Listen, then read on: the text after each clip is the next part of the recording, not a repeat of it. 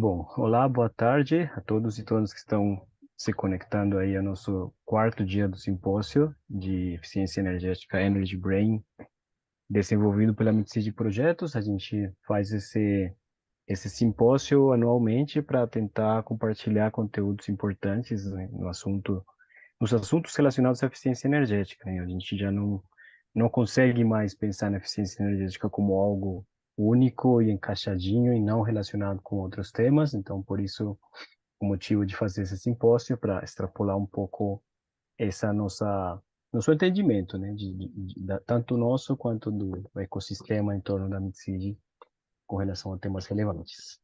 Hoje, quinta-feira, a gente está com o objetivo de falar sobre resposta da demanda.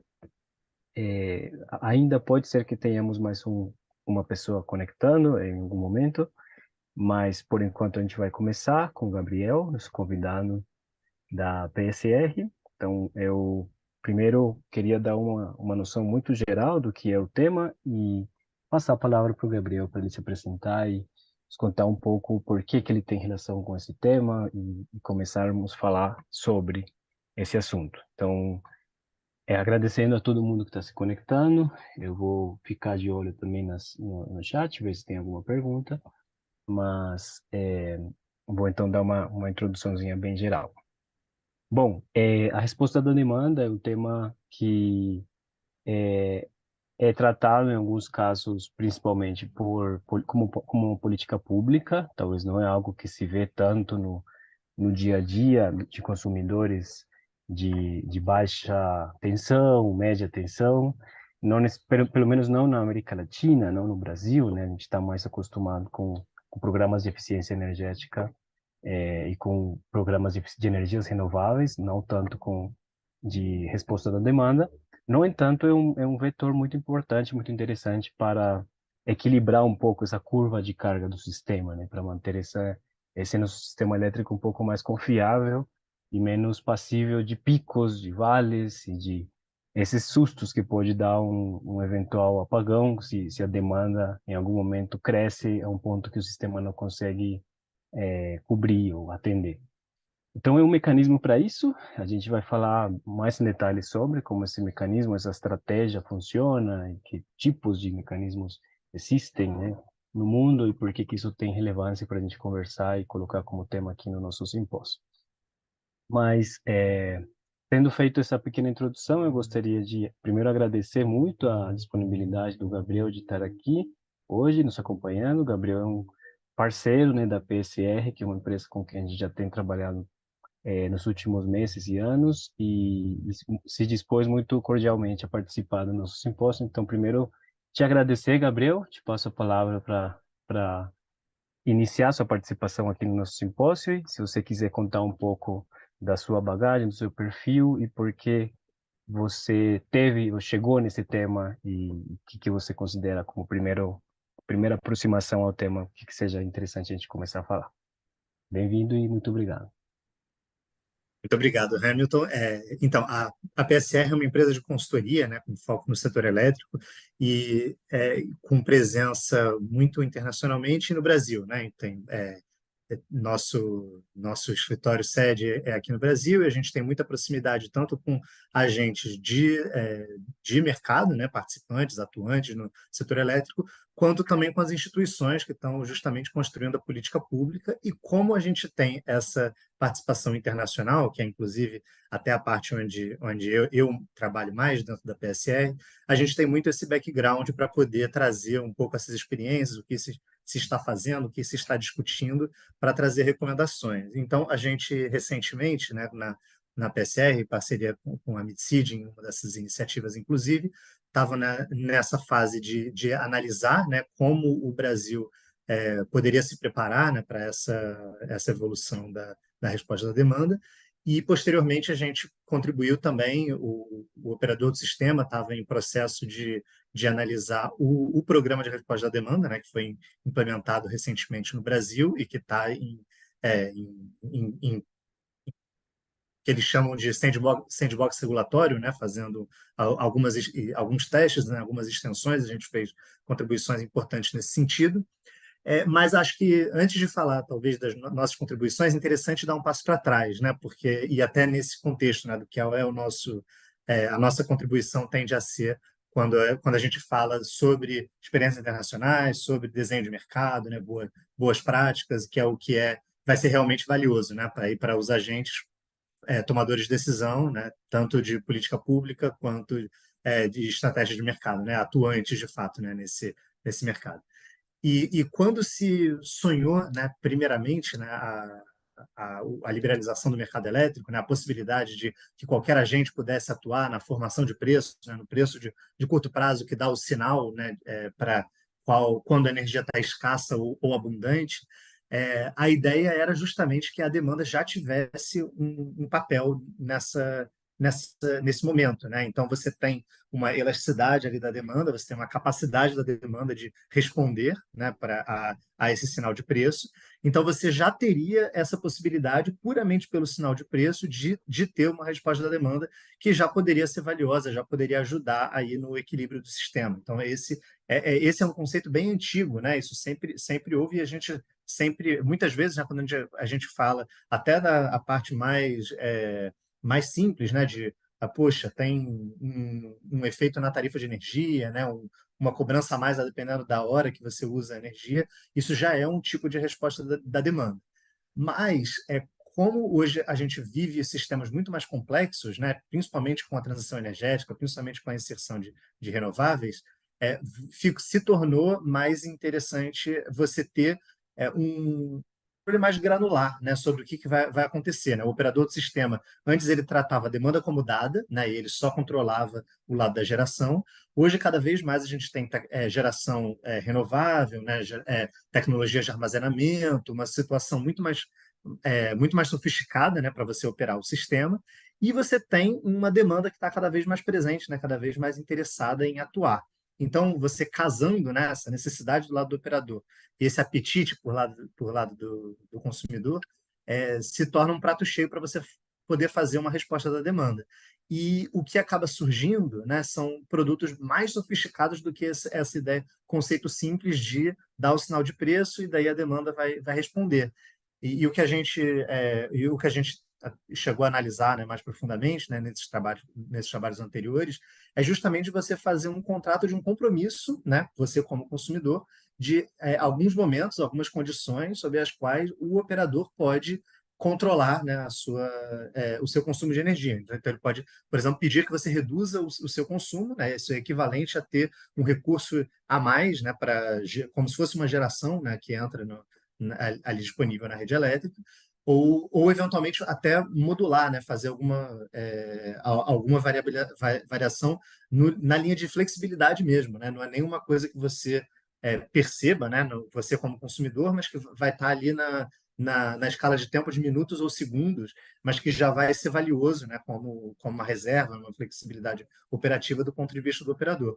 Então, esse conceito base, né, abre espaço para toda uma gama de produtos, né? Porque daí se torna importante você entender o que o operador está precisando exatamente, né? Então, ele é um acionamento como esse, de curtíssimo prazo, de 1 minuto, né? Só para estabilizar o sistema, um acionamento talvez de 1 hora ou de algumas poucas horas para atender uma necessidade de ponta do sistema, ou talvez um acionamento até mais longo, né? Uma situação como o Brasil, a gente tem problemas hidrológicos que podem persistir por muitos meses, né? Então, que tipo de resposta você está interessado e que tipo de resposta os agentes estão dispostos a participar, né? Então, eu estou me estendendo um pouco porque a gente está com menos convidados, né? Então, estou tomando a liberdade de introduzir com um pouco mais de calma, né? E acho que são conceitos bem interessantes. Então, a partir disso, né, você tem então esse fundamento, né? O que o operador precisa, né? E como você traz isso para e daí você, ao padronizar um produto, né, que tem essas características, né, de algo que é valioso para o operador, você consegue sinalizar, né, para a sua demanda, né, os seus industriais, as diferentes características, que aquilo que é interessante para o sistema, né, e o agente pode reduzir a sua conta de energia ou até receber, né, a mais pela conta de energia por estar provendo esse serviço. Então, acho que tem aí algumas etapas importantes, né? E como eu falei, a gente está contribuindo muito com o Brasil nesse momento da concepção, né? Então, muito junto ao tomador de decisão de políticas públicas. Que é primeiro entender o que a gente precisa, né? Que tipo de resposta de demanda a gente precisa, porque só a resposta à demanda não é suficiente, né? O tipo de indústria, né? O tipo de consumidor que vai conseguir entregar uma resposta que dura no máximo 5 minutos ali, né? De muito curto prazo, vai ser diferente do consumidor que consegue entregar uma resposta de 3 horas, né? Que ele possa precisar ser desativado, né? Ou reduzir a sua demanda por um período de 3 horas, por exemplo, né? Seria em todo um horário de ponta. Então, primeiro, você tem que ter essa sinalização, né? De qual é a resposta da demanda que interessa de fato. E daí, a partir disso, você já começa a surgir a oportunidade e do lado da demanda vão começar a surgir, do lado dos consumidores, né? Vão começar a surgir o interesse, né? O apetite por participar desse mercado. Ao entender, né? Qual que é o preço, né? E qual que é o produto, cada indústria, né? Cada tipo de unidade consumidora, eu falo indústria porque normalmente, né? Tende a começar por uma questão de economia de escala, né? Por esse tipo de consumidor, mas tem muito espaço também para comércio, né? Eventualmente outras unidades. O mais importante é que eles consigam entregar, de fato, um produto que é valioso para o operador do sistema, né? Que era justamente o ponto um. E ao ter essa sinalização, você começa a formar essa cultura, né? E você começa a ter dentro dos investidores, né? Dentro dos acionistas de todas as indústrias, estabelecimentos comerciais, essa noção de que você pode aproveitar essa oportunidade também, né? Do setor energético, por mais que não seja o seu negócio principal, mas tá ali presente, né? No dia a dia dos agentes. Assim, uns exemplos bem marcantes, né, que a gente vê no Brasil, inclusive, um é o próprio fato de que, pelo sinal, por como funciona, né, o sinal tarifário hoje, você tem muitos grandes consumidores, né, industriais, comerciais, que têm um gerador a diesel, né, muitas vezes, né, um gerador térmico, né, dentro da indústria, que é uma questão de eficiência energética, de otimização do custo da energia. Eles usam horários em que isso é adequado, né? E esse é um exemplo, né, de algo que já está disseminado, né, que já faz parte da cultura, né, desses agentes, que eles já estão cientes, né, de que existe essa oportunidade e que se busca, né, explorar esse caminho. Hoje em dia, isso não se traduz em um recurso de resposta da demanda, por exemplo, né, porque isso não está sinalizado, né? Isso não, como não está sinalizado nem por parte do tomador de decisão de política pública, acaba não sendo disseminado na cultura dos agentes também, né? Então, acho que esse é um exemplo claro, e outro exemplo claro foi quando se lançou, né, na crise hídrica de 2021, um programa de resposta voluntária da demanda, né? Era uma situação muito particular, né, que se queria, por uma questão de emergência hidrológica, né, trazer uma resposta da demanda mais forte, né, por parte dos agentes, e teve uma adesão muito grande, bem significativa, né, que foi crescendo, inclusive. O programa durou 3 meses, e ao longo dos 3 meses foi crescendo ao longo do tempo, que é como você vê, inclusive, nessa essa informação se disseminando e surgindo um interesse cada vez maior aí por parte desses agentes consumidores de participar. Então, a gente é muito, muito otimista, né, de que os agentes consumidores têm muito essa capacidade, né, esse interesse de participar mais, né, e parte do que a gente fez, né, nesses estudos anteriores foi tentar antecipar isso, embora sabendo que tem limitações, né, na verdade, tipo, hoje em dia isso não está tão no dia a dia, né, não está tão na mente dos industriais, né, dos acionistas brasileiros, mas pode estar, né? Uma questão de você sinalizar e colocar as regras do jogo claras e criar oportunidade, e vai ter um apetite e interesse a entrar nesse caminho. Falei muito, passa a palavra aí para o Hamilton de volta para dar continuidade às discussões. Maravilha, Gabriel. Não, falou muito não, falou só coisa importantíssima e acho que foi uma ótima introdução, ampla sim, a um tema que é amplo também e que envolve muitos atores, né, e muitos tipos de interações. Eu acho que vai ser interessante a gente começar a usar, né, muito do que você nos passou já nessa introdução e começar, digamos que, esclarecer um pouquinho ponto a ponto para quem ainda não teve contato com o tema de resposta da demanda, entender um pouco como que se dão essas interações. Então, eu iria fazer isso agora, mas eu acho que é um momento bom para aproveitar e dar as boas-vindas ao Maurício, que se conectou agora. Maurício, você está nos ouvindo? Hola Hamilton, hi Hamilton. Olá, Maurício, buenas tardes. Hi, Maurício. Então, agora a gente vai ter que mudar as nossas línguas, virar poliglotas, e para conseguir ter uma sessão que podamos nos comunicar melhor.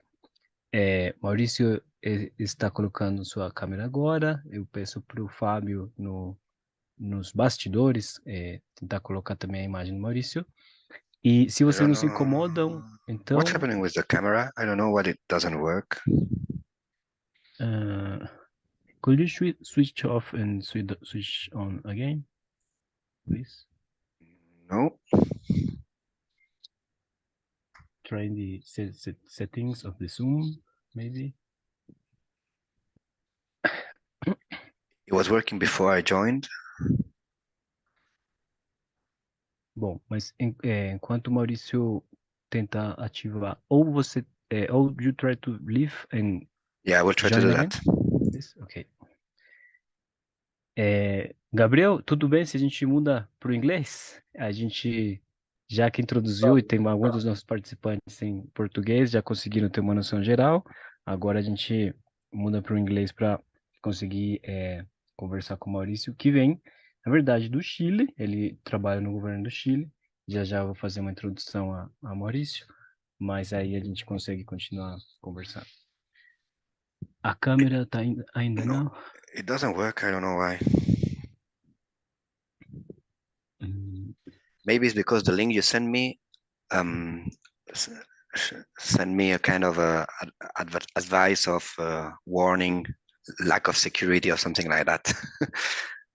Maybe that's the reason. Because actually I was waiting in another link, and that's why I haven't joined on time. Sorry about that. I had in my Outlook another link. Okay. Well, how do we But manage with if that's this? okay, we can just continue without the camera. Okay, yes, it's not a problem. But let's try to see in the settings, maybe chat settings, no, record. Okay. Participants. Well, Fábio, if you could please, Fábio, se você pode, por favor, ver se tem alguma restrição para o Maurício, senão a gente continua com dessa forma. Okay, so welcome, Mauricio. We are here with Gabriel. We were talking about a little about demand response as a broad introduction to this topic. Gabriel was gently talking about how this strategy works and how it's interesting to have an interaction between clients, agents of an energy market, and the operator of this energy market or energy network. So I would like to introduce you to this discussion. Firstly, saying that Mauricio is Chief of Energy Sustainable Energy Division in the government of Chile. He has an experience in working with demand response studies. Gabriel, I don't introduce before, but he's a researcher of energy markets in PSR, that he already says how is the actioning of PSR here in Brazil and in other countries. So Mauricio, if you could please talk a little about your work and your experience with this topic, it would be great to hear you. Yeah, sure, with pleasure. Well, first of all, I'm really sorry about this technical issue. I guess it's a problem with the link you sent me, and also for joining late because I was waiting on another link. Seems there were a miscommunication there. But very, very happy to talk about what we're doing here in Chile on regarding demand side management and demand side response, and more broadly about my own experience on the matter. As we discussed when you invited me to join this panel, I have just joined the Chilean government, to be honest, and before that I was working in the UK in a consultancy, a kind of a more mission-driven organization called the Carbon Trust, and I was there leading all the energy transition work internationally.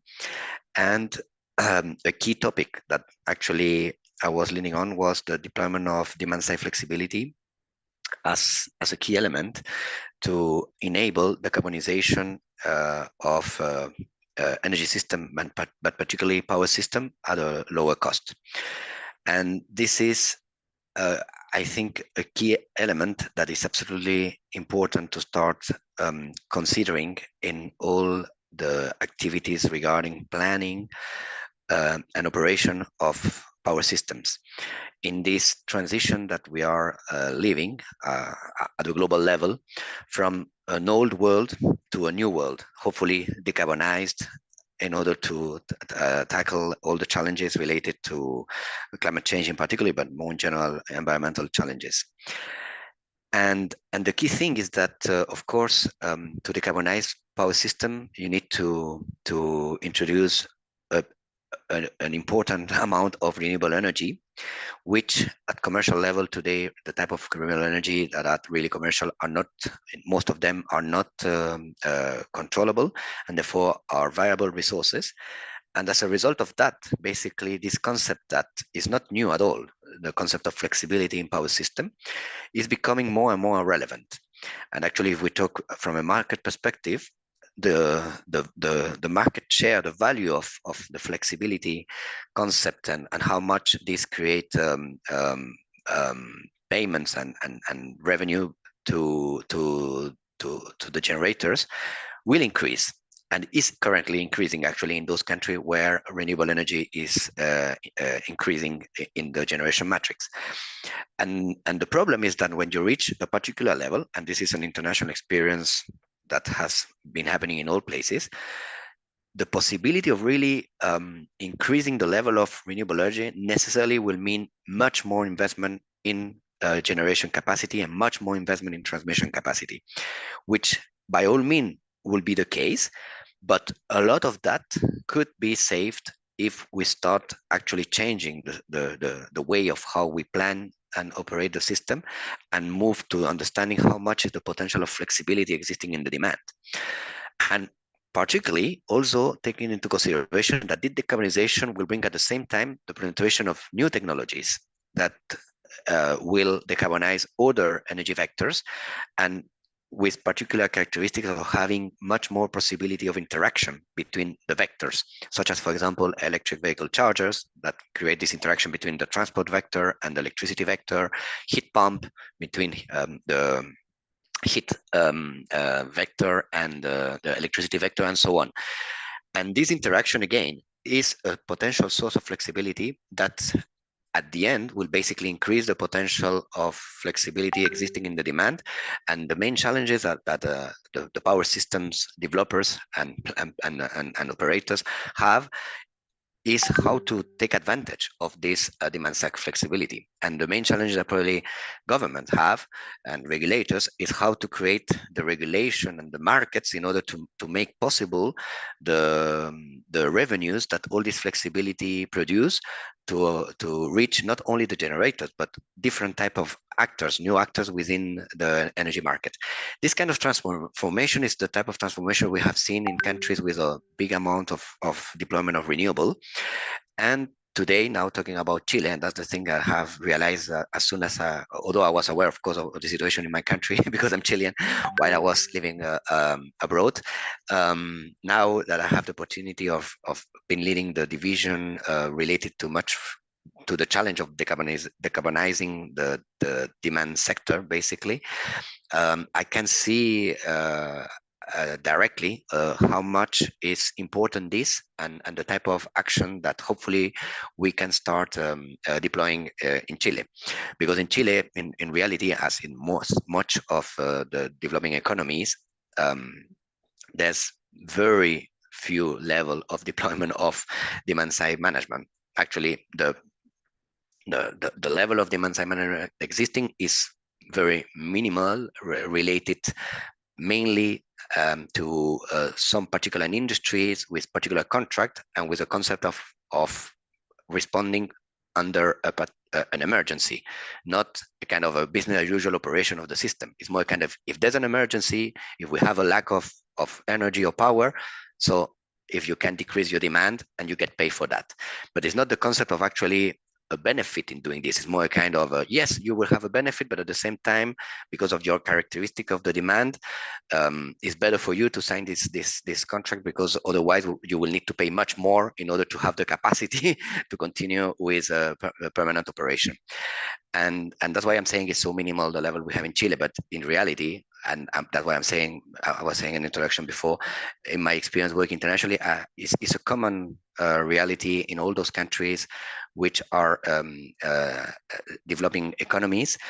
And let's say the developing economies have few steps in advance of the deployment of demand side management, and this understanding of the switch of that you need to really take much more into consideration of a demand as an active solution for the planning and operation of the system, rather than just a passive element that you need to supply. But still, there's a lot of challenges there as well, because in most of those countries, mainly demand side management is still at a level of industry and commercial sector, but very far away of really creating big opportunity at the residential sector. Of course, it's a work in progress, given that all this possibility of this technology that I was talking about of being introduced in the demand is a process that will take time, and how quickly it will happen will depend on the type of levers that exist for that, from the market perspective, but also from the regulatory perspective. So that's as kind of a general thought in terms of what I see as what is the level of development of demand side management, how important it can be. Maybe just to finalize, just as a number, which I think is quite relevant, and this is a study that was developed by the Carbon Trust with Imperial College. At that time, Carbon Trust was part of the UK government, for the UK government in 2001, if I'm not wrong. They did an analysis of what would be the value of demand side flexibility for the decarbonization of the UK power system, and they test basically this under different scenarios, and independent of the scenarios, in all those cases were a big amount of value, but as a minimum case, so comparing all the scenario, at least 40 billion pounds could be saved in the decarbonization process if demand side management is really unlocked through particularly the development of markets of flexibility. This evidence actually was used and still is used by the UK government to push for this type of policy, having much more open markets, the markets much more open as possible, create all kind of flexibility markets as possible, not only at the national level, but also at regional level. And the result of that has been an important deployment of storage and demand side management solution in the commercial and industrial sector. And as a result of that, also the original plans of coal phase out existing in the UK were accelerated. However, of course, now, given the situation in Ukraine, there's a little of going back, but this is something temporary. Of course, the transition is much more in long term, and independing of what kind of deviation we might have in the road, the ultimate objective is clear in where the transformation of the system in the UK or in California, in Australia is happening. And this type of transformation is the type of transformation that I believe we should start seeing soon in countries in South America, particularly in countries with big penetration of renewable, if we want to continue increasing renewable, such as mine, as Chile. Okay, Mauricio, thank you. Thank you. I think it's great. A lot of information. I had a question when you say the value of how much could be saved in the UK scenario with this demand flexibility strategy that you have made. This estimation were done, but you already answered that this was commercial and residential. Is there other sector that was considered in this estimation of impact of having this flexibility overcome? The assessment consider all the sectors and actually Okay. identify how much is the potential in each one of the sectors. But what I said is, to date, basically still the deployment is mainly on the commercial and industrial.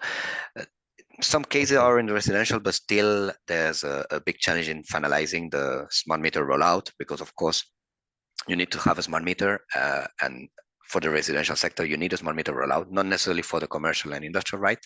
But of course, for the residential sector, you need that. And secondly, also it depends of how the market strategies of the aggregators. Still, the aggregators are preferring commercial and industrial users. Okay. Okay. Thank you. Thank you. So I would like to ask Gabriel, now that we have the introduction of Mauricio, I sent you before upfront some questions about demand response. Maybe we could start with this first question I sent you about these kind of differences between clients, between residential, commercial, industrial.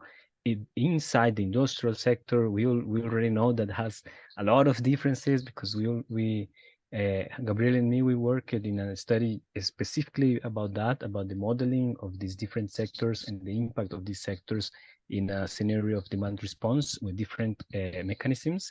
So I would like to ask you, Gabriel, if you want to contribute now about your opinion about different clients, different impacts of clients, of sizes, sectors, and what's your perception about that based on your experience. Perfect. No, I think the first thing is that's important to keep in mind is that there is a lot of heterogeneity always, and so I mean, if you make the regulatory framework viable, that's the best way to find out, right? Because often you will have outliers in a different sector that you were not expecting that you can end up attracting.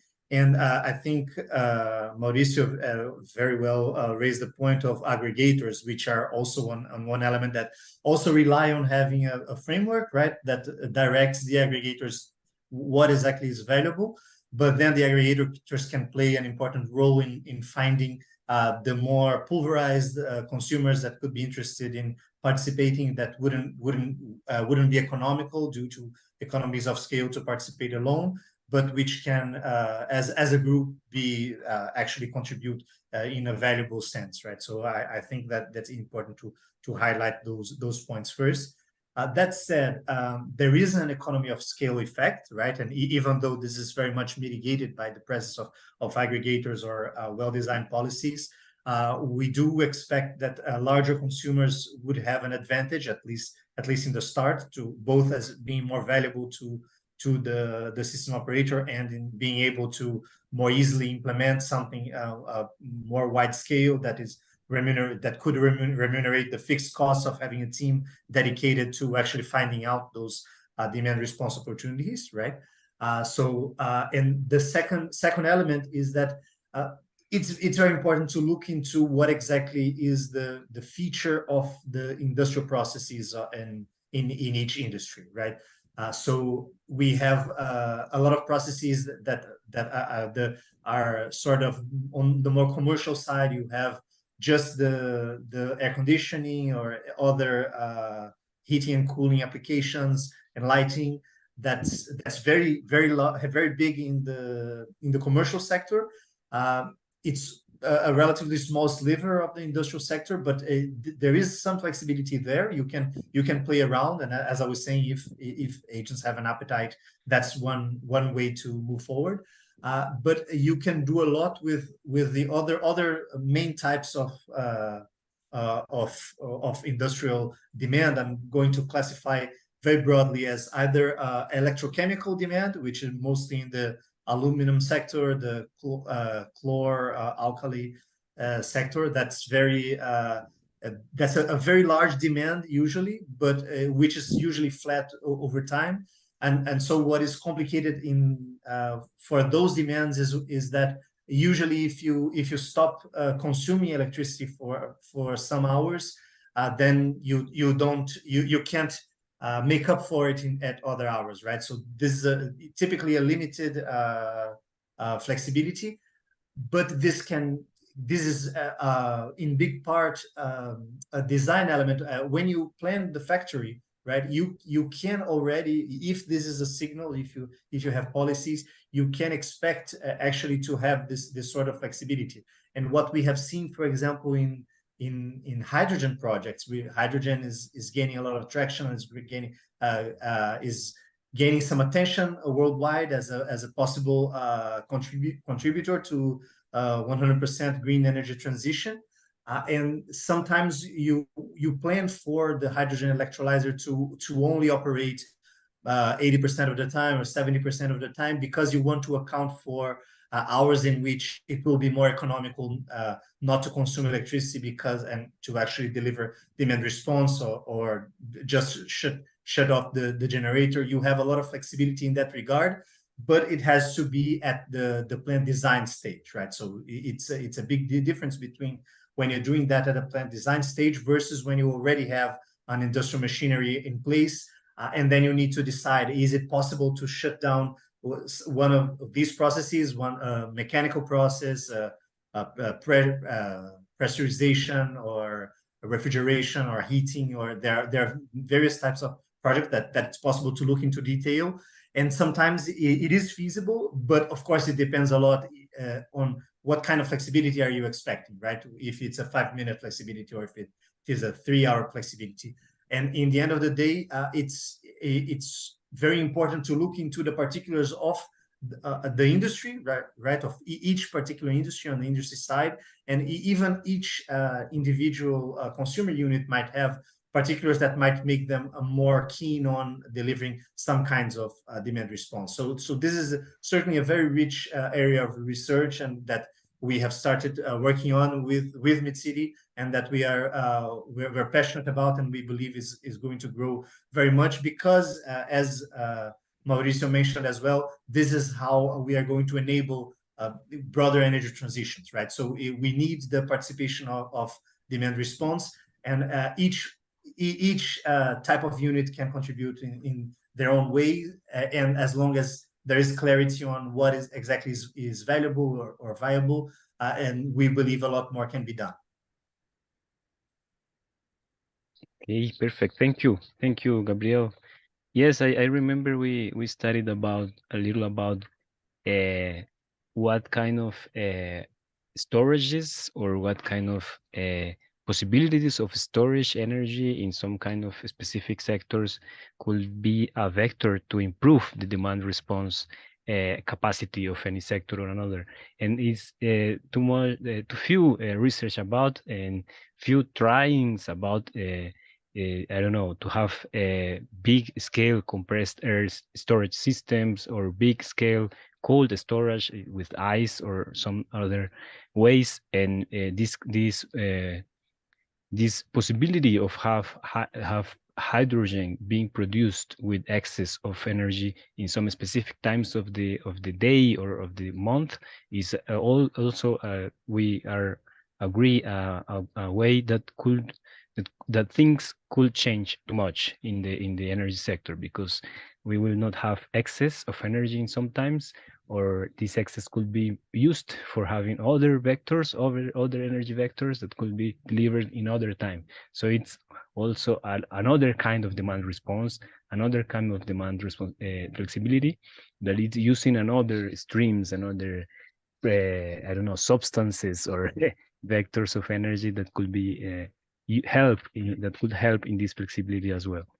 So Gabriel also mentioned a little about the energy generators that are commonly used as something that is traditional for attend peak reduce peak our costs in some industries.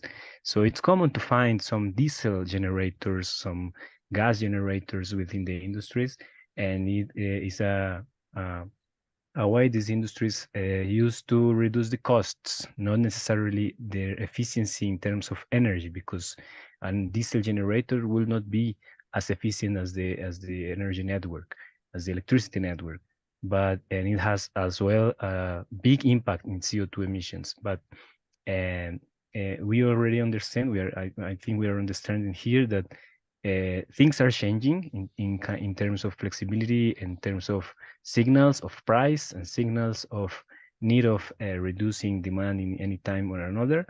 And these things that are changing has different context in the developed world and in the already developed world.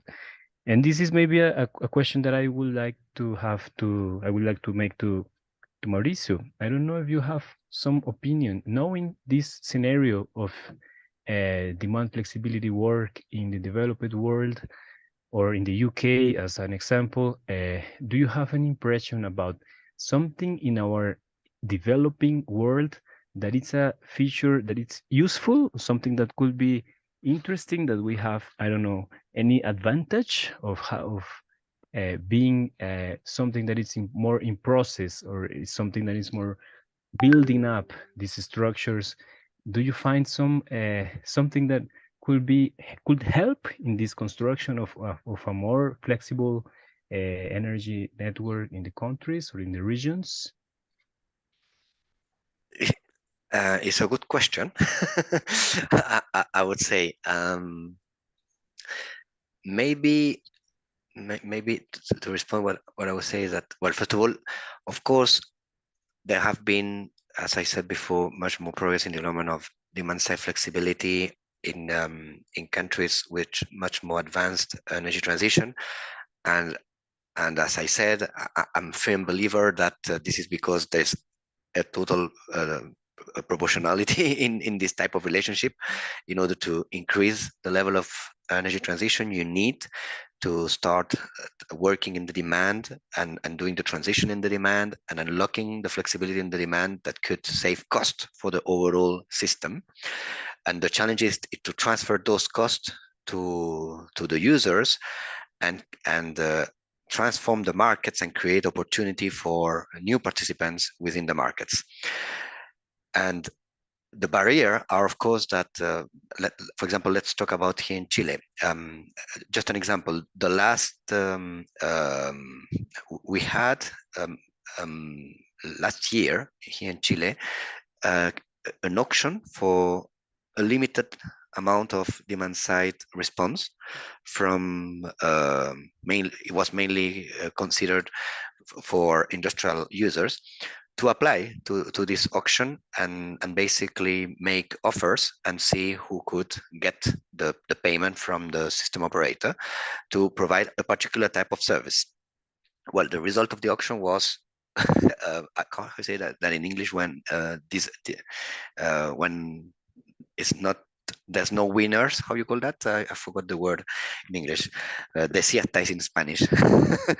So basically, no one got selected because none of the offer received were complying with the requirement.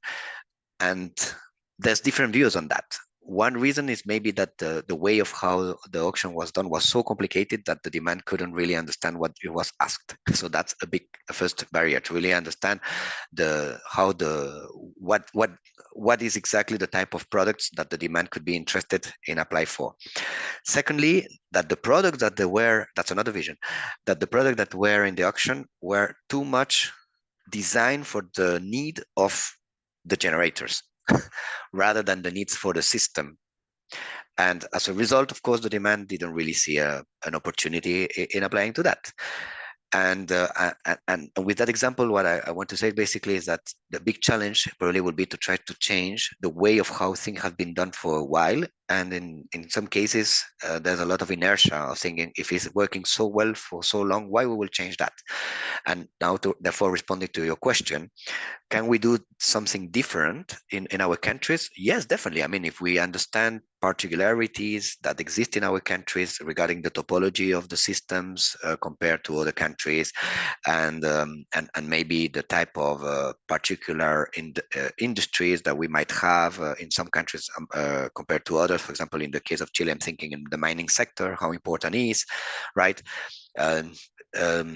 Geographical distribution of type of industrial and commercial activity, and we can really kind of create a solution for our own need. I believe we can start identifying different type of solution and not necessarily replicating the type of things that we have seen abroad. So I would say, as a general idea, yes, of course, it's absolutely possible. For example, another example here, I'm sorry that I'm thinking in Chile, but it's in the case of South America, is now the place I'm much more aware of. But all the efforts we're doing, just touching on the point that Gabriel was mentioning about the possibility of how the production of hydrogen can be a source of flexibility. In Chile now, we are pushing hard for production of hydrogen in particular region of the country. Well, this hydrogen, where now is mainly being pushed for production, is an area where actually the system is not interconnected. So it will not be able to provide any kind of flexibility to the interconnected system. But if we try to move to the north of the country, to other sides where actually there's a big potential for renewable energy to be produced from hydrogen, not only in the north where is the solar energy, but I'm also thinking about potentially offshore wind. Well, in that case, we can have a lot of opportunity of flexibility coming from hydrogen production. And let's think here out loud, of course, eventually, given that this is something happening in parallel in different places, maybe in Chile, we start developing hydrogen much more quicker because we have some particular condition than in European countries. And as a result, the demonstration of how flexibility could happen from the production of hydrogen, of green hydrogen, will more come from here or from Colombia or from Brazil, where also I understand that there are plans for producing hydrogen. So if we have that possibility, yes, of course, I will say, why not? But we have big challenges, as the one I was saying, regarding the inertia in the system operator. Another big challenge, of course, is the transformation of the distribution sectors. We need to really modernize and digitalize our distribution sectors in order to really unlock the demand side flexibility potential at big scale. And other challenges, of course, is the customer behavior change and the deployment of new solution in the demand side in economic conditions that are much more challenging, I would say, in our countries compared to European situation, for example. Thank you, Mauricio. Okay.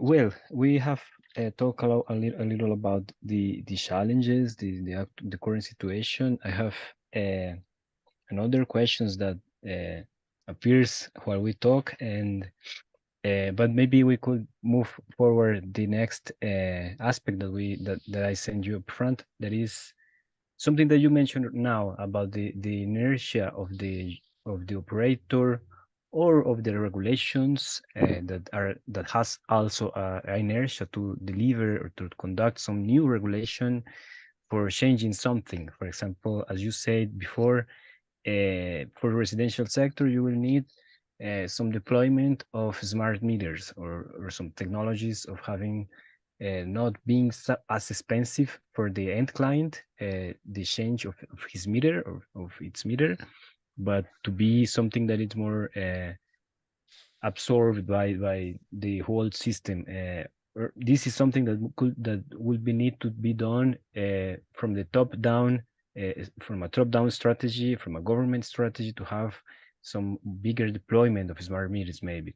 But it's just an example, because there are a lot of aspects that depends on the regulations, depends on the operator of the systems, depends on the whole network of generators and transmitters. So I would like to ask you too, then you feel free, each one of you to start answering. How do you see this role of the policymakers to face these challenges, to face these, to change these frameworks and to have demand response or demand flexibility to be easier? How do a policymaker could be a game changer inside this its possibility of action that I know is not easy inside the different governments or aspects? Maybe feel free to answer if you have some doubt about it. So I think that there's a lot to be done, right? I think one thing that that policymakers should be careful about is to, as I said, right, the first thing that's most important is to direct to, because demand response is a very broad subject and there are various ways to go about it. You should first direct your industrials, your consumers. This is the type of demand response that will actually be valuable, right? This is what is imposing challenges on my system operation, and that can actually be very helpful in directing efforts.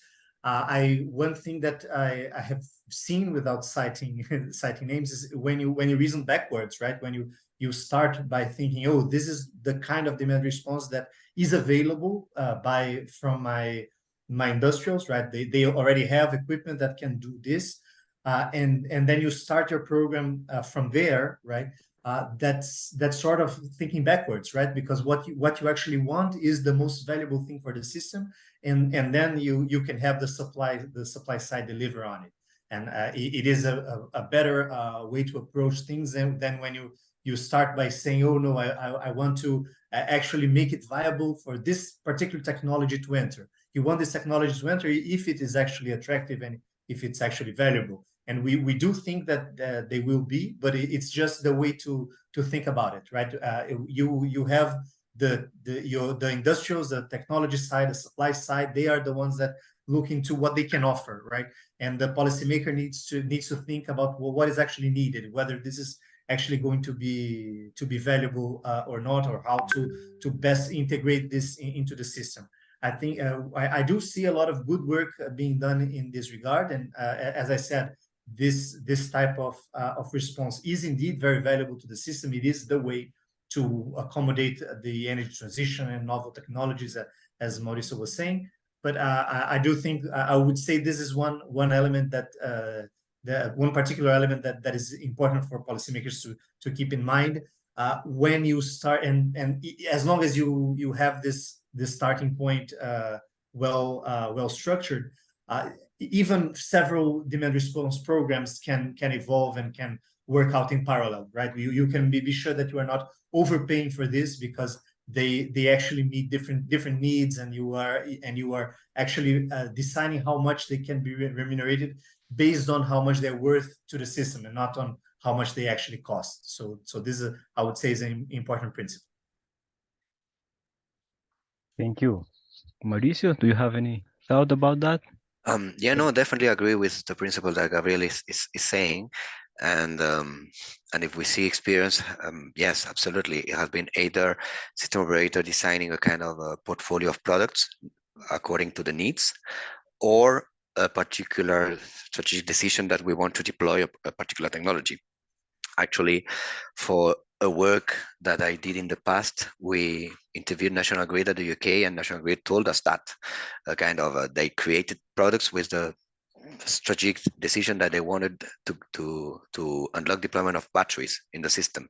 So what kind of characteristic could be really a good product that today is needed for the system, and battery could deploy, and if we create a good opportunity, hopefully the market will respond. And that's what happened, and they create a particular service for that battery. However, then the risk of doing that is that then you want to deploy different type of technology solution, and then you end up with a massive matrix of portfolio of products. That was precisely what happened to National Grid. And then they had well, two years ago at least, they were in the challenge of to really do a market consultation to see how they can simplify the portfolio of solution, and at the same time decentralize and moving some of those solutions much more from the demand system, the distribution system operator rather than the electricity system operator. So much more at the distribution level. So, but in generally speaking, for policymakers starting to push for the deployment of demand-side flexibility, for sure, this is the way, how Gabriel said. Another thing that I will add to that, because actually that's the type of challenges I would say that we are facing now, and particularly I'm facing, to try to push for the deployment of this type of solution. Indeed, we are discussing with the regulator what type of solution would be needed, etc. But the other challenge is breaking this inertia of doing the thing how they have been done, and trying to really bring evidence that if we don't do the changes, the cost will be much more expensive, and at the end, all of us will pay much more. And we need to start taking action now in a kind of win-win type of solution as possible, and to try to push those ideas in different type of stakeholder, I think is another type of challenge that policymaker we should try to do. And when I was working before in the consultancy sector, that was precisely the type of work I was doing with different type of policymakers in different geographies. Consultancy services working with different stakeholders, doing different type of assessment about the value for the system and for the different participants within the market that demand-side flexibility could have as an evidence that then can push the regulators, and sometimes actually the regulator is quite independent of the government, to take actions in order to try to reach the maximum benefit for the whole society. And I guess that's another type of a point that I think policymakers should have in mind where they're pushing for this demand-side flexibility. That ultimately what we're trying to do is a benefit for the whole system, because there will be savings for all the participants. But, and here I want to add the third point, probably in those type of system where still such as, I would say, all the systems, energy systems or electricity system to be much more precise in South America, are still very dominated by the generation sector. That's another point. And it's much more a political point, I would say, how the power and the type of revenue and the power that generation sector has within the system can be transferred to other type of participant, and how to do that in a way of creating the consensus needed in order to make possible the policies. And that's a big deal. And that's why, again, I think it's important to really, for example, a type of ideas as if we need really to do that, because ultimately we need to if we do that, the level of reinforcement needed will be much less at the total system level, and therefore the cost transferred to the user will be less, and there will be much more willingness for user to be electrified. And ultimately, if more people are electrified, you will win more money as well as the generators. This kind of type of narrative, I think, need to take much more strength within our sectors in South America. Perfect. I think I like these big deals, because unless we will not conduct this kind of events, because I think it's important to think in something that is really tricky and really a wicked problem, really something that is not common, to start thinking about how do we act in face of that. Because as you said, in your opinions, there is something about the modeling, about the definition of the strategies or of the products, what kind of product or solution each kind of country needs for attain some grade of flexibility in its network, that it's possible to be done, as I understand.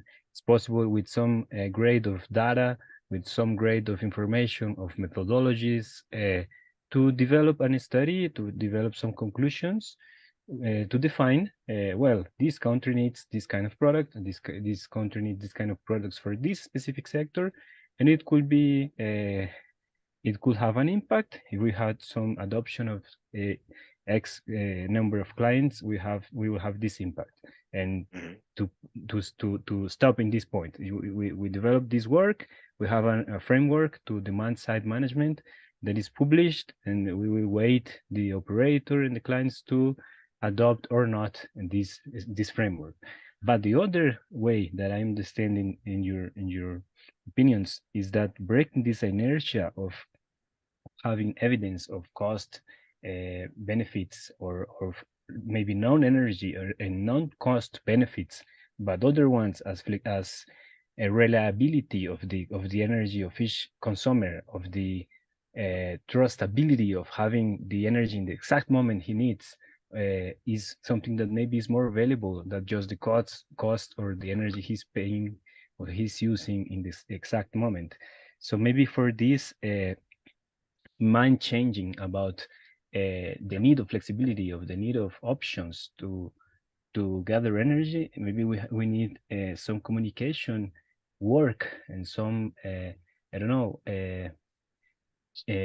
some work with the stakeholders to understand how they will make bigger changes to the system, and maybe not just modeling the energy or the economics about that, but also the risk impacts, the risks that there are in our faces with climate risks, and that could change everything. Maybe all these modelings that we are using for demand flexibility could change in an abrupt way if we don't consider some climate risks.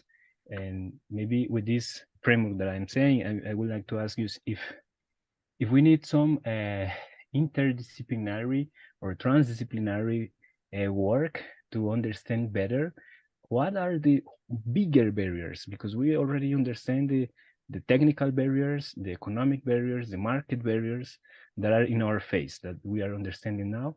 But these political ones, these regional or territorial ones that are maybe more difficult to understand or to model, do you have a feeling of how could we start working on that? Or how we could start making demand flexibility have more strength about bringing opinions of other sectors, I don't know, other ministries, other professionals? If you have an opinion, I would like to hear you.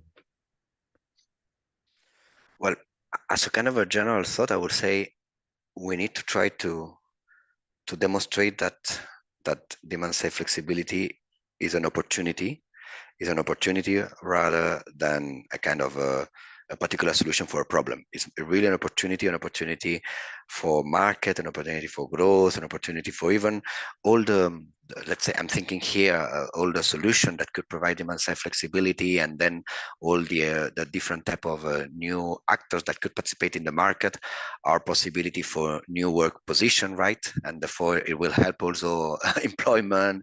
So basically the energy transition is an opportunity rather than a pain and an increase of costs. Is to try to really push the narrative and the idea that the energy transition is an opportunity for everyone, but we need to take action to unlock those opportunities. And demand side flexibility is one of those. It can create a lot of opportunities today for the industrial and commercial sectors if it's well applied, and eventually in the future also for the residential sector. So that's a kind of a first thought. And the second one, maybe I can tell you what we have been doing here in Chile. I mean, a kind of a first challenge that as a government today, I mean, not in Chile in general, but today, our government currently, a big challenge that we are facing is, as maybe you're aware, that Chile has been quite successful in the deployment of renewable. However, those renewables have been concentrated in a particular area of the country, and now we have a big problem of transmission congestion. And as a result of that, basically we have a lot of distortion in the market prices. And in addition to the problem related to the war in Ukraine and the global increase of prices of fuels, etc., basically today we have a situation that is showing that energy transition could increase cost of people, and kind of the discourse that is entering quite strongly in the political environment, let's say, is maybe we're going too quickly. We should go much more slower, because actually we're increasing price. Now we need a lot of reinforcement transmission. This transmission will be paid by user, etc., etc., etc. So instead of actually saying that energy transition is an opportunity for the user, is more kind of energy transition is creating an increase of cost for user. We should stop that, and let's see then what's happening. And that's a big problem. And as I was saying before, we need to bring and take the action of bringing the energy transition directly to the users. And that's precisely what we have been doing in the last few months. We established a working group between different public entities called the working group on energy efficiency and decarbonization of the residential demand, with the objective of identifying opportunity that today we can identify with the private sector of energy efficiency and flexibility in the demand sector that could create today benefits for users through a type of public-private commitment and a kind of a short-term measure to let's say alleviate this situation that we are facing in tariff, given the structural problem I was explaining before, and establishing working agendas agreed between public and private sector to unlock different type of things, but all related to decarbonization of the residential demand, where we have mixed basically the concept of comfortability and thermal comfortability in homes, energy poverty, and opportunities that could bring the transformation of a consumer to a prosumer. And here's basically the point of the demand side response. But of course, there are challenges of short term and long term. Short term is identifying if today we can agree a kind of flexible tariff for particular user, but in the future, of course, we will need to eventually enter in the discussion of a transformation of the distribution sector, because the distribution sector in Chile has more than 40 years without any kind of change. And that's another actually important barrier for demand side response that I forgot to mention before.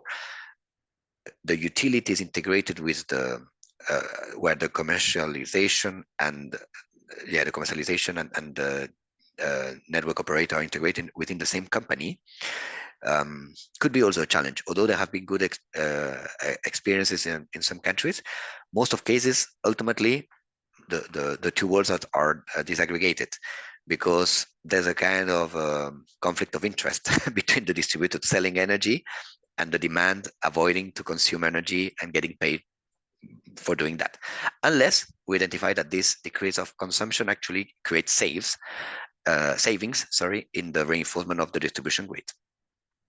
Again, coming back to the benefit point. Okay, thank you, Mauricio. Gabriel, do you have a feeling about this last question I sent?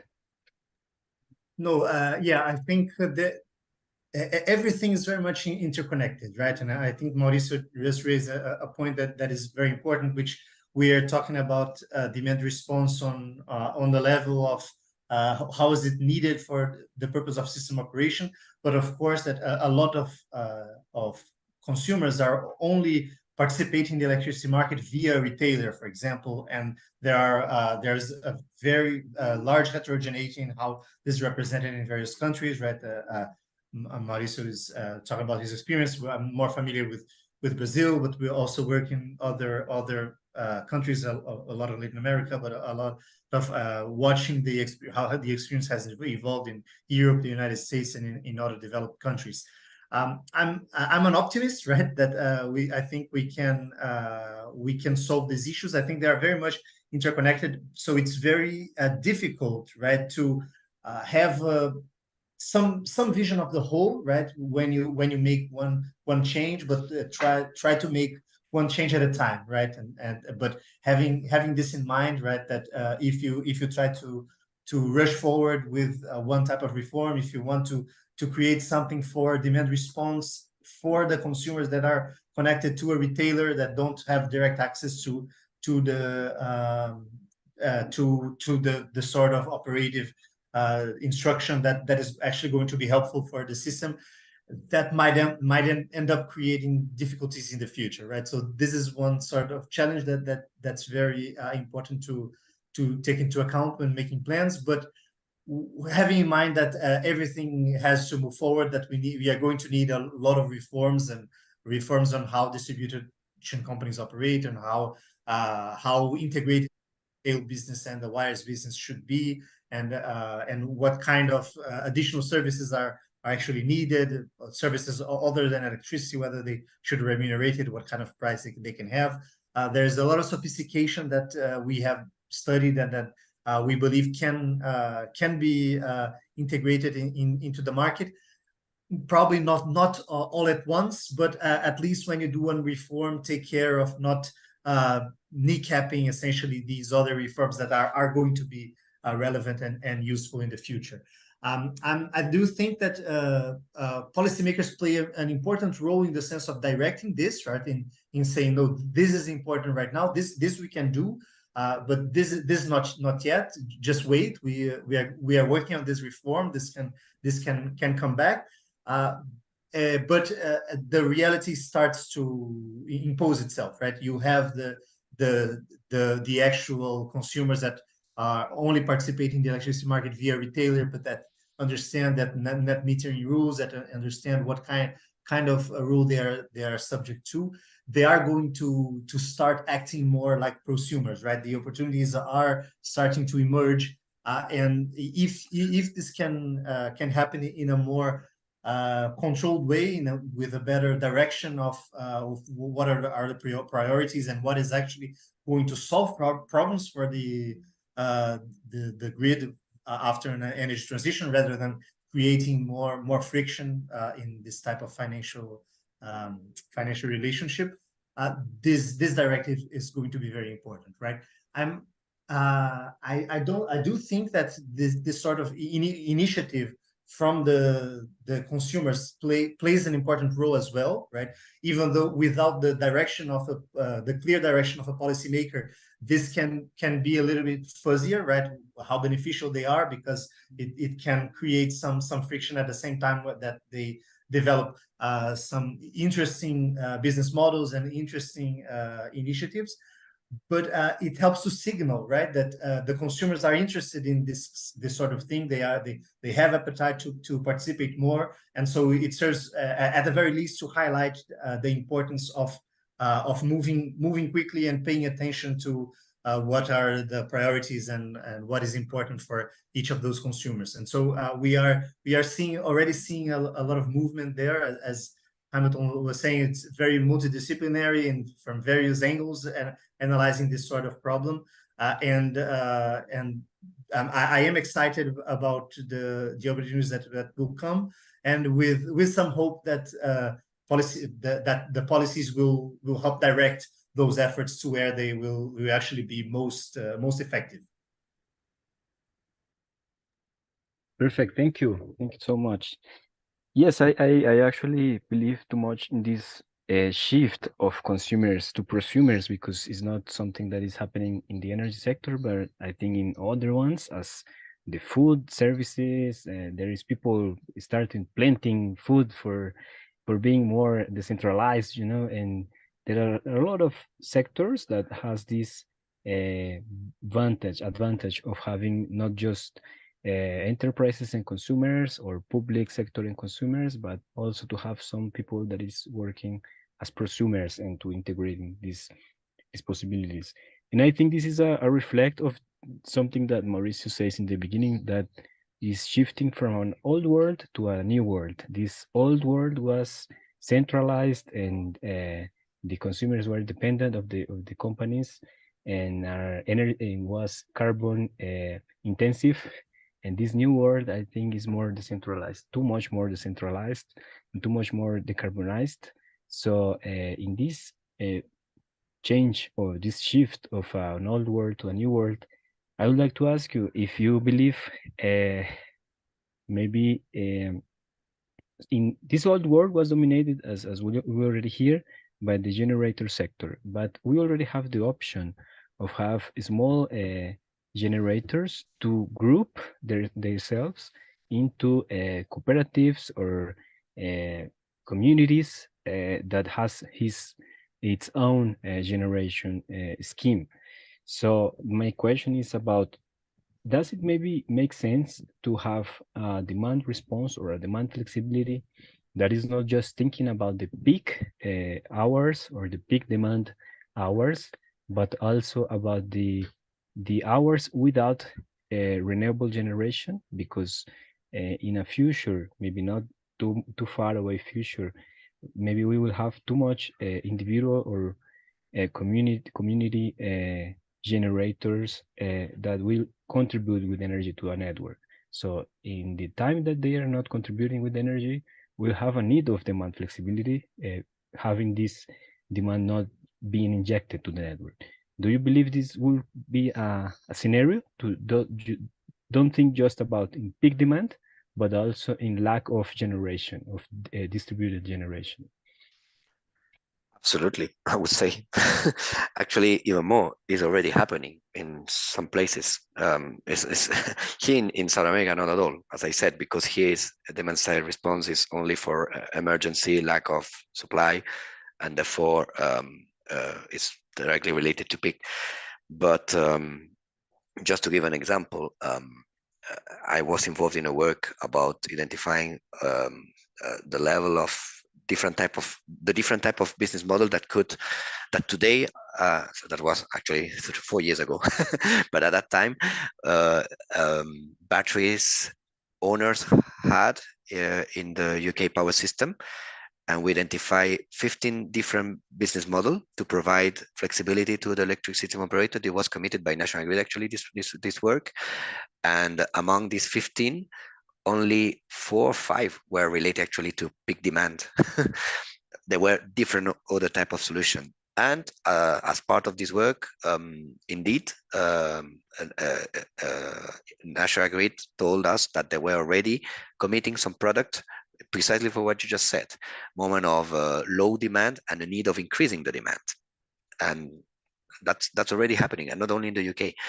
But the point behind is that basically we need to move forward to the concept of markets of flexibility, absolutely open and not limited to particular type of services, and leaving all the flexibility share as part of the regulation of power and energy from generators in a central dispatch manner.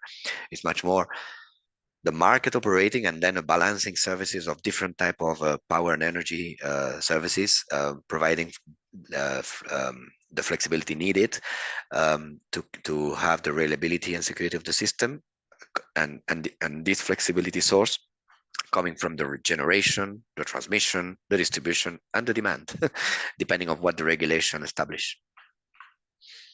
Okay. Yeah, maybe it's because we don't have more the scenario of some big players that has the capital to invest in a big power plant, but we already have too much players that could join together and to have a power supply that is considerable to networks. So is also a shift of who owns the capital of this sector, of this energy sector. And maybe if this capital is more distributed to different players, the decisions will need to adapt as well to this multiplicity of people. Yeah. Yes. Okay. And actually, maybe another point I would like to add, thinking about characteristic of our region as well.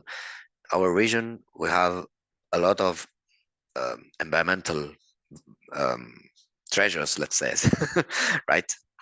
In Europe, most of the territory is already constructed and let's say occupied by humans, right? But here in South America, we have a lot of territory which is absolutely the reserve of I don't know, in Brazil, for example, the Amazonia. In Chile, we have the glaciers in the extreme south, and so on and so on, and we can continue. If this possibility of moving towards a much more decentralized energy system, where the sources come much more from the demand through enabling markets of flexibility, demand side response, much more decentralization of the operation and deployment of distributed generator. Of course, you will have still utility scale generator, but unlocking the possibilities to distributed generation ultimately will mean less need of big infrastructure projects, that affect quite a lot the environment. So again, you have a win solution. And coming back to your previous point, if it's a holistic type of problem, of course it's a holistic type of problem. Energy transition is something that is not responsibility of the energy Ministry of Energy. It's responsibility of different type of institutions within the governments in general.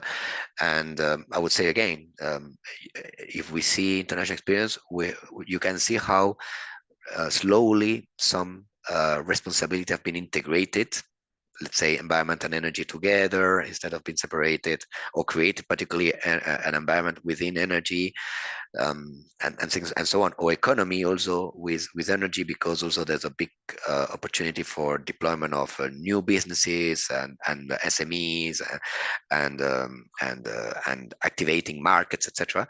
So basically what I want to say is we need a much more synergies within the public sector, the type of public synergies with all our governments in the region, and public-private sector as well, which is something that usually in our region we are few steps behind compared to Europe or US, or even if we compare with the Asian region, particularly Southeast Asia, there's much more contribution between public and private than in some cases here in South America. Okay, thank you, Mauricio. Gabriel, do you have any opinion about this last point that I think you have some interruption? I don't know if you managed to hear it. Yeah, no, I'm sorry. I had a small issue here, but yeah, I think we have touched upon a lot of the most relevant points. I do think there is a lot of heterogeneity and a lot of between countries, but a lot of interesting things happening in several countries at once, right? So I do think we are going to see more movement on this.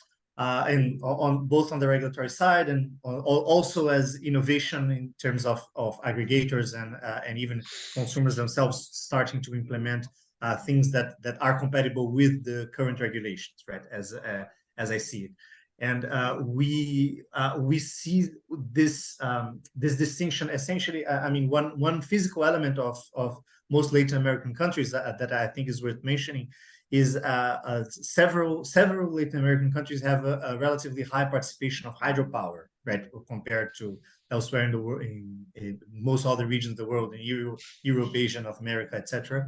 And hydro has the benefit of being able to provide some services, right? But essentially for short-term operation, this changes a lot the nature of the type of reserve product that is going to be valuable, right? And so in a sense, we have been reaching the limits of what hydropower can actually deliver, right? So this is why with the energy transition, demand response is becoming more and more relevant as a whole. But this gives some indication of what kind of physical need is going to become more important. And so what we had just last week here in Brazil was a price spike, which was very unexpected because we had a relatively comfortable hydrological situation. The load with the hydro reservoirs were very full, but because we had coincidentally a very high demand and very low renewable production for 3 days in the last week, what we saw was the prices at the peak hours increasing gradually, right? And hydropower plants having difficulty in meeting this increased demand, given even despite they were in a situation of relatively comfortable reservoir levels. They also need to consider the future, the possibility of these reservoirs being depleted more quickly than desired and all that.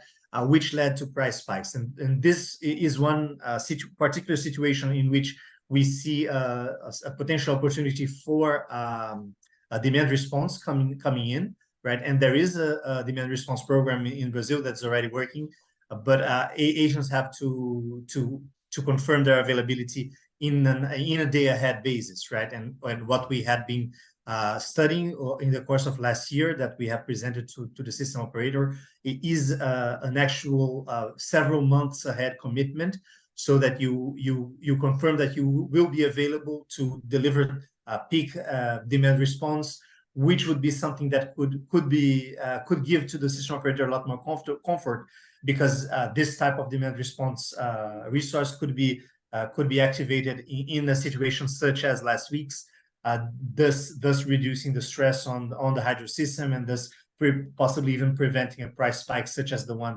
that we actually observed in the Brazilian system last week. Thank you so much, Gabriel. Okay, I think we are having a really good conversation. I really appreciate your contributions. We have one more question of the questions I sent you up front, and one from the audience. So I would like to maybe we talk a little bit about this last question. If you want to point something additional, is okay, because I would like to know, what do you think about private players? You already mentioned that there's a lot of business models that are possible, a lot of interactions between private and public sector that could be strengthened. So about the private players, do you have any clear positioning in face of demand response, or any recommendation to people that would assist this, that will look at this video in other time? Imagine that you that someone is leaving his faculty or is starting working in the energy sector, and this person finds our video in the future, in the short-term future, and is trying to understand what about demand response, and you could give some kind of an advice to someone that has interest in to work on, and has knowledge about flexibility, about demand, and would like to deliver some product, some service, some, I don't know, if you have something about possibilities of the private sector, of the independent, if research sector maybe as well is interesting. It would be interesting for the audience, or for the future viewers to see, based on your big experience in this topic. I would like to hear you too in this point, because I think it's really interesting.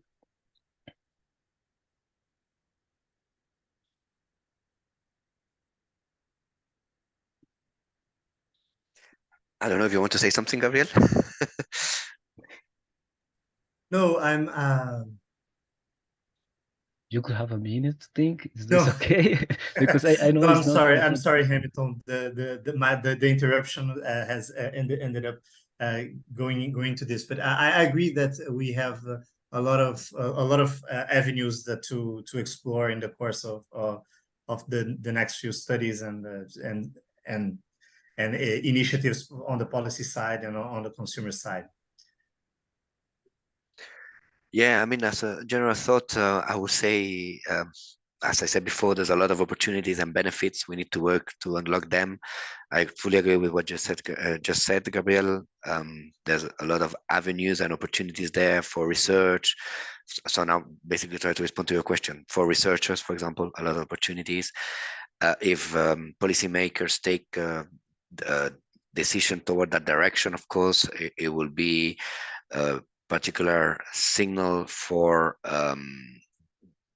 IT developers, let's say, this type of services. Also, of course, the aggregators, if the regulation allows, and therefore there will be opportunity for new entrants within the market, within the demand, let's say, particularly, for example, industries is thinking about this now, this kind of stakeholder, a kind of someone from an industry or a small business, much more related, or even not that small, but much more related to the commercial sector.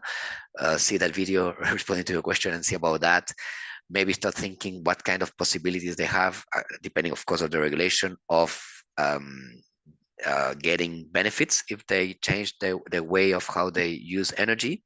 And of course, that's one of the key things when you start doing this type of assessment, if there's opportunity to provide flexibility for the demand, particularly in the industrial sector, is to do an energy audit, right? To really understand your demand and understand that characteristic of the demand, And personally, I've been involved in different types of work with several industries, doing this type of exercises, and then identify what actually there's a big potential here. But then the problem, for example, a work in Colombia, is that there were not a service paying for this type of opportunity identified in some industries. We developed a report and delivered that to the former Colombian government. But again, that's part of much more the research side, but or consultancy side in that case, because I was in the consultancy. But what I want to say basically is that if you identify you assess your own demand and you identify those opportunity, hopefully this exercise happen at the same time that regulation are changing and creating opportunities to get value from those opportunities you identify. Otherwise, no one will do that exercise. Yes, I absolutely agree with this, because I have the experience of working in energy audits and energy services, mainly related to energy efficiency. And what I find almost always is that you have industries with a lot of meters and a lot of data that is not being processed in a way, how is your demand in each hour or each 15 minutes. And this information could be valuable for a lot of decisions, not just for demand response, but for energy efficiency, for operational controls, or for a lot of good decisions to be taken. And I think it's important to point out this message that people with energy consumption that is relevant, and with energy meters that are already installed, need to have a processing work and analytics work to have insights about that. It's not acceptable to have a lot of infrastructure and don't be using that. So it will be useful for demand response, for energy efficiency, as we already said. Yeah, actually, on that point, if that's okay, I would like to mention something that is quite interesting of a Chilean experience. We have just passed through 2 years ago the energy efficiency law that established, among different type of regulations, policies, more than regulation, different policies that are related to that law, established that is mandatory for particular level of industry, depending of how much is the energy consumed or size of industrial or commercial users, to establish basically an energy manager and report how is the characteristic of the energy consumption, and not even at our level, just at a monthly level and some level of characteristic to the regulator. And what we have identified that a lot of industry, and actually big important companies, is exactly what you just said, Hamilton, are not doing that. And they are losing, first of all, they're losing the opportunity to paying less for energy, and therefore getting more revenues in their own business. And we had to pass a law to push them to do that. And we had the first cycle of the exercise. Only half of the industry that had it to reported their information, because it was the first time we did a kind of how you say that, a forgiving process. Okay, we'll not now fine you, but now we're in the second cycle, and now the responses are almost 95%. And of course, we will find the remaining 5%. But what I want to make as a point that indeed there's a big challenge there also within the industry to actually start understanding much more how they use their energy and the potential for saving themselves if they use better the energy. And then the next step, of course, is how you can make that flexible and participate with the system and getting revenue from that. And that's demand side response. Okay, thank you. Yes, I do see exactly this, right? That there are more, even as we said, right? Some of the usual suspects that are likely to be the first ones to jump into a demand response program are the large companies and companies that have a very significant industries that have a very significant cost of electricity, because they often already have those teams, right? Structured teams and focus on energy and focus on adjusting their energy strategy.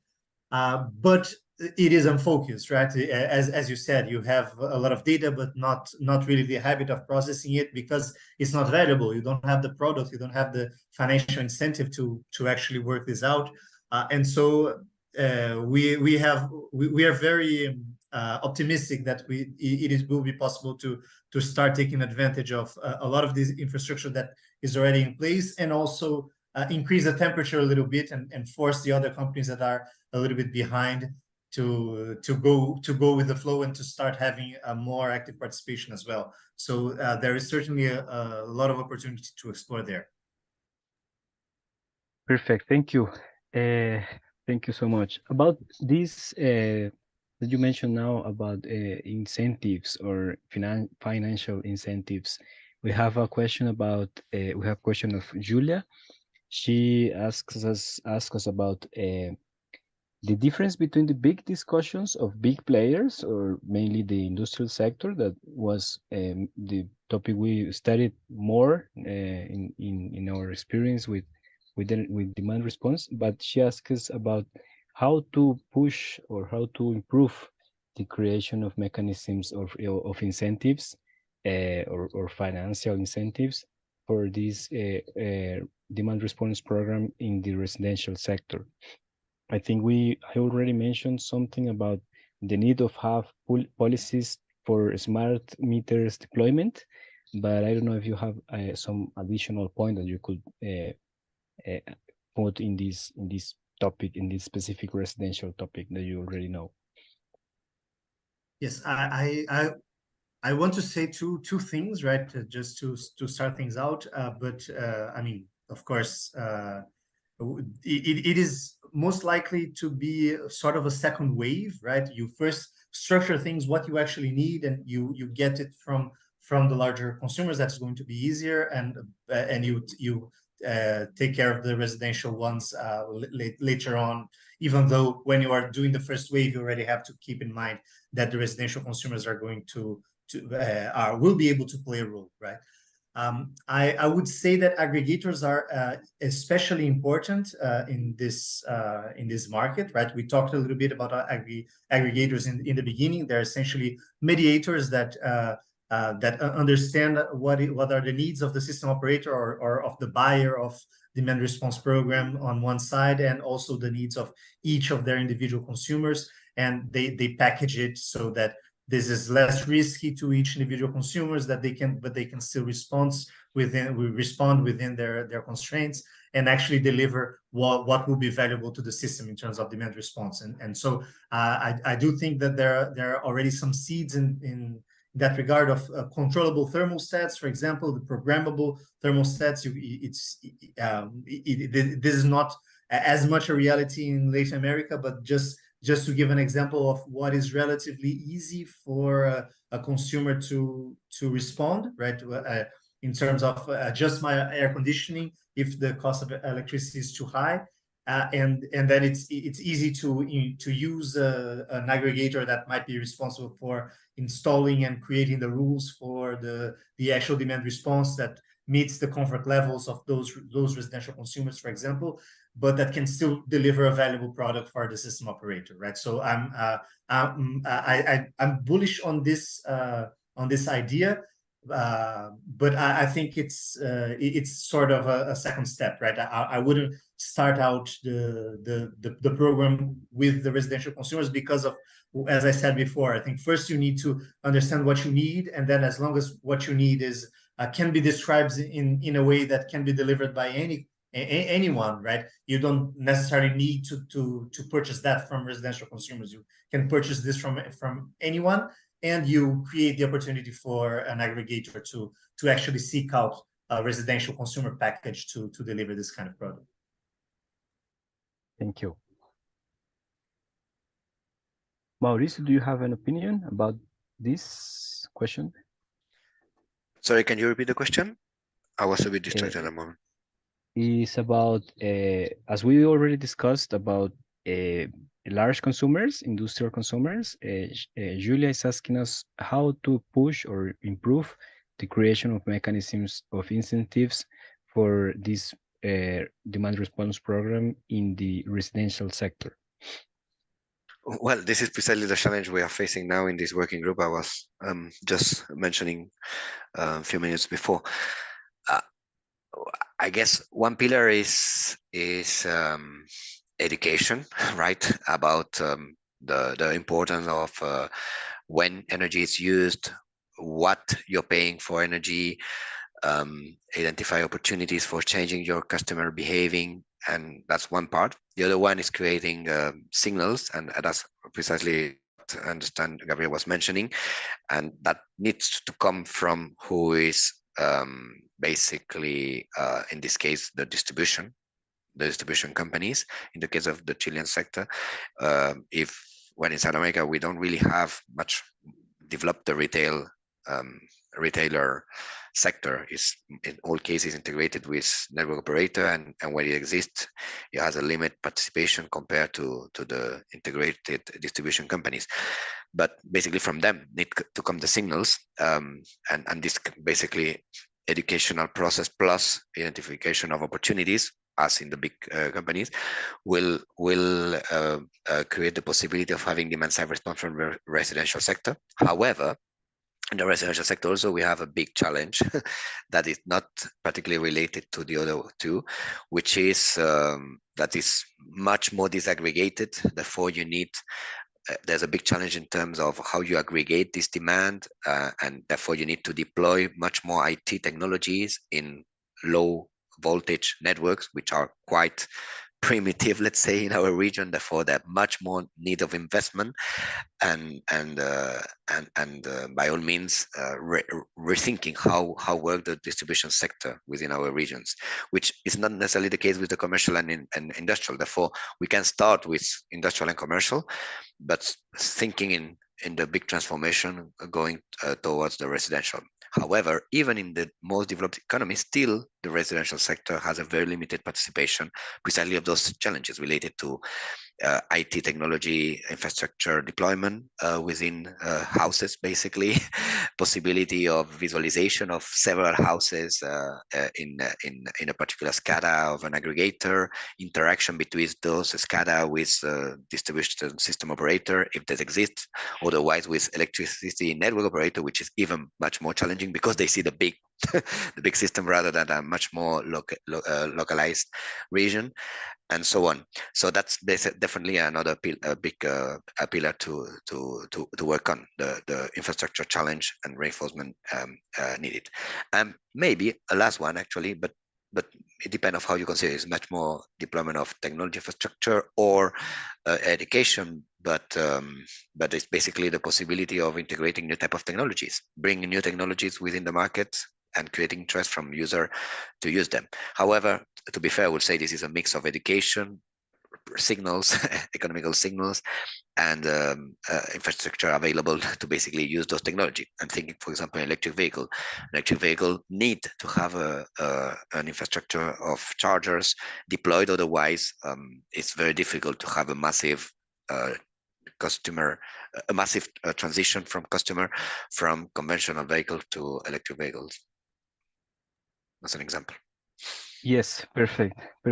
Yes, I do have an opinion about that as well, that maybe there's an equilibrium of effort and gains of these programs in each kind of sector. So maybe it's not too much cost effective to have a big development of infrastructure to demand response in residential sector, even with aggregators, because maybe it's more cost effective to have a stronger program of energy efficiency, of house passive architecture improvements that are possible as well.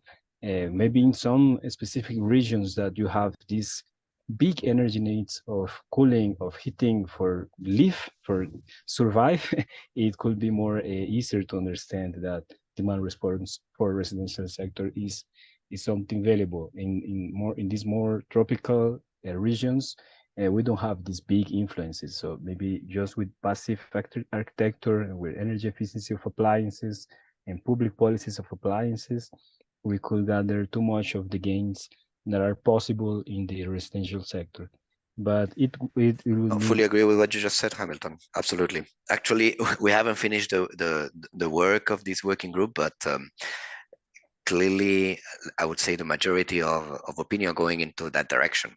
And we are probably taking actions toward that direction, rather than focusing in how to unlock flexibility first, unlock a big source of energy efficiency that has not been at all unlocked, and we're not taking advantage of that because we have big problem of thermal insulation in houses, basically. Yes. And that is where, precisely as you were saying, effort maybe should be directed for the residential sector, having good insulation of houses in cases, of course, well, actually it could apply for any case, either if you need much more heating or much more cooling. But basically, yes, using of the heat cool vector, cooling vector as much efficient as possible, because the biggest source increase indeed of loss of energy today in the residential sector, at least in Chile here, is the problem of lack of good thermal insulation in houses. Okay. Perfect. Maybe just one more point in this is that demand response, not in this sector, in the residential sector, don't need to be something that the consumer has access to the economic benefit, but he to understand how the model works for this consumer to make his own demand response strategy for don't take a shower in the peak hours, for example, but not more in a cultural way, not in a way that you need to be inside a structure of having an income for that, for don't having this shower. That's a good point, but again, that's, of course, you might have different views on that, but personally I think you will never have, I mean, a kind of, in the residential sector again, probably if you really want to have demand side response, you will need to have a lot of deployment of technology that will create a change in the way of how energy is used from the perspective of the grid, but not necessarily from the people. Okay. Because if we try to really change the way of how people behave, probably will be much, you can do it, but it will never be, it will be much more particular cases, etc. But if you want to really have this as a massive deployment, this is totally, I mean, I have read different type of views on that, but based on what I have read and what I have seen, and also when you do focus group, etc., the type of conclusion you see usually at the end is people, what they want is to pay less, more than really changing the way how they live. Yes, and I guess here is the possibility of technology, is how technology can make that possible and create a kind of deep coupling of how the energy is used versus how energy is seen from the grid. Okay, perfect. I don't know if that makes sense. Yes, absolutely. I think absolutely. But okay, we're running out of time. We have just 6 minutes to end. So I would like first to thank you so much for having the disposition of for being in this session. And I want to ask you if you have an conclusion or any specific I don't know message that you would like to point out in this topic or in another's. This is the possibility of have this final positioning or conclusion.